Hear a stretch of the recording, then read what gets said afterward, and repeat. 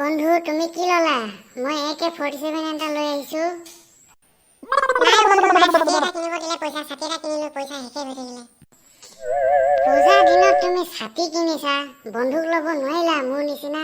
মই বন্ধুক লৈ এতিয়া পানীত জাপ মাৰিম। বন্ধুক লৈ তুমি পানীত জাপ মাৰিবা? পানীত জাপ মাৰি কি কৰিবা? মই ছাতি ৰ'দ দিলে, এতিয়া ৰ'দ দিছে টানকে, ছাতিটো মায়ে ধান কাটিম বুলি কৈছে, সেইটো কাৰণে মই ছাতি লৈছো। তুমি বন্ধুকটো লৈ কি কৰিবা? তোমাক মায়ে ঠগিলে। বন্ধুকটো লৈ মই এতিয়া পানীত জাপ মাৰিম। পানীত জাপ মাৰি মাছ মাৰিম। মাছ মাৰি আনি মাছ ভাজি ফ্ৰাই কৰি খাম। তুমি সুদা ভাতে ভাত খাবা। হয় নেকি? ঠগিলে নেকি মোক মায়ে? ঠগিব পাৰে দেই, নাজানো নহয়।